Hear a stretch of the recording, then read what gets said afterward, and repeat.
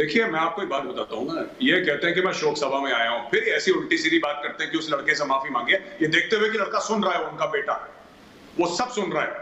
तो ये सब चीजें मत करो, ये बहुत बुरी चीजें हैं। ये और एक और चीज मैं कहना चाहता हूँ, ये जो अक्सर माजिद हैदरी हर जगह इतना जहर उगलना कि यूपी में ये हो रहा है, यूपी की लाशें हो रही, यार किसी की मौत हुई आज, कुछ तो शर्म कर लो, कुछ तो शर्म कर लो। ये यूपी की शर्म, बीजेपी कांग्रेस यही करना है जिंदगी भर। बीजेपी कांग्रेस इसके आगे कुछ है कि नहीं है जिंदगी में तुम्हारी की नहीं, बस यही बीजेपी कांग्रेस। ये इसको ना आप मुझे बताइए, राकेश पंडिता के पास 2 पीएसओ थे, क्या 2 पीएसओ उसे 3 मिनट से 50 सकते थे? आप फोन कर रहे हैं, जवाब दीजिए। एक मिनट जवाब दीजिए, सीरियस सवाल है। मैं आपको बताता हूँ, सुनिए, एक मिनट मैं सवाल, ओए गधे, बार बार मत बोला मेरे सवाल, मुझे सुनाई दे रहा है। बेवकूफ आदमी, मुंह बंद करो इसको कुछ आता नहीं। एक तो श्वेता, ऐसे लोगों को तुम लाया मत करो डिबेट में, ये पता नहीं कहां से जाहिल के बच्चों को उठा के ले आते हो और फिर मुझसे कहते हैं लखनऊ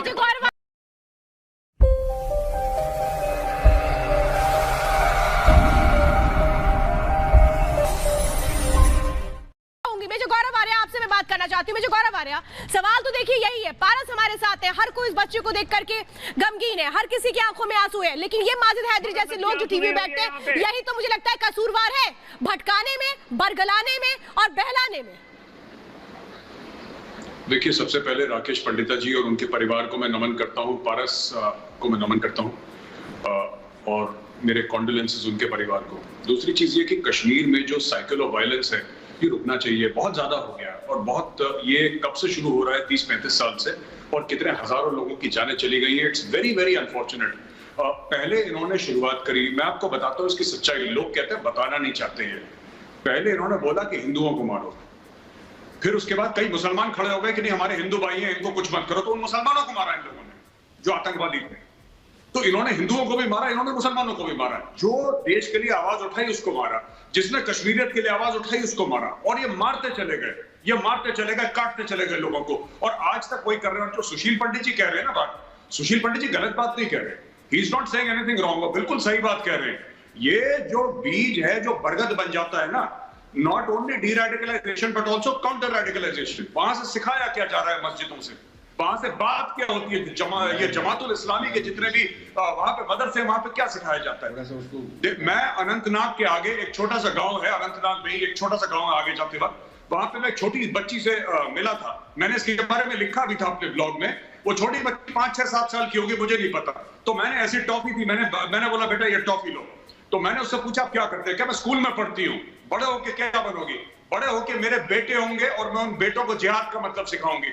आप एक बात बताइए, छोटी सी बच्ची के दिमाग में जहर किसने डाला, और ये हम लोग नहीं देखते, और हम लोग तब जागते हैं जब राकेश पंडिता जैसा कोई शहीद हो जाता है। कहानियां ये गलत पे आके कौन है? एक मिनट सुनो मेरी बात, मैं बोल रहा हूँ मैडम, मैं बोल रहा हूँ, आपकी घर की बात कीजिए। हाँ, मेरे यूपी में जो भाई जो गंगा में बहाए जा रहे हैं, बात कीजिए। मैं कह रही हूँ हिंदू भाइयों को दफनाया गया गंगा किनारे, उनका धर्म ये मूड खराब करने वाला आदमी क्या जो श्वेता, इसका निकाल दो, ये सुनो, ये इसको निकाल दो यहाँ से। सुनो एक मिनट, इसको यहाँ पे हम किस चीज के लिए आए हैं, इस जलील आदमी को अभी तक ये समझ में नहीं आया कि हम लोग क्यों आए हैं यहाँ पे। कुछ तो शर्म करो, अपने घर जाके अपनी शक्ल नहीं दिखानी होती तुम्हें।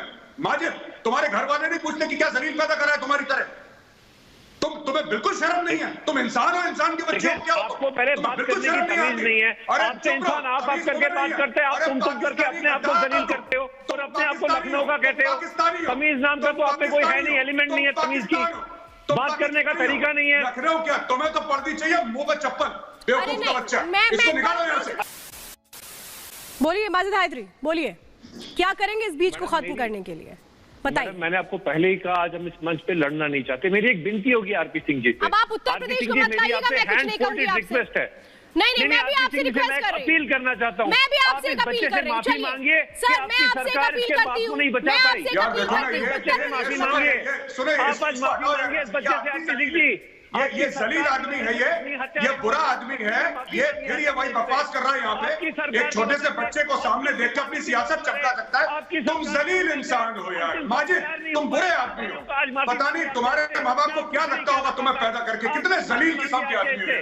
इसको हटाओ यहाँ से यार, इसको श्वेता, इसको हटाओ यहाँ से, ये माहौल खराब कर रहा है। कितना बुरा आदमी है क्या बुरा आदमी, एक छोटे बच्चे को देख के पॉलिटिक्स कर रहे हो, तुम्हें शर्म नहीं आती? क्या बुरा, क्या सपोर्ट कर रहे हो? बीजेपी की टिकट चाहिए, बीजेपी की टिकट के लिए सपोर्ट कर रहे हो डिबेट को?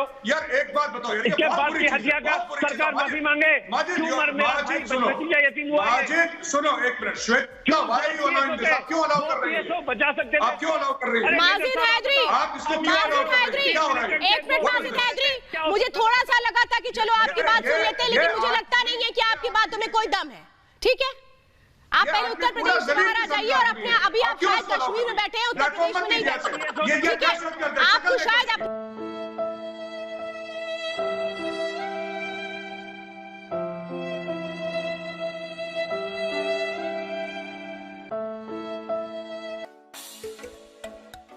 तो दोस्तों, अगर आपने वीडियो यहाँ तक देखी है तो वीडियो जरूर थोड़ी बहुत आपको अच्छी लगी होगी, इसलिए वीडियो को लाइक कर दीजिए, शेयर कर दीजिए, और ऐसे ही वीडियो अगर आप और देखना चाहते हैं तो मेरे चैनल को सब्सक्राइब कर दीजिए।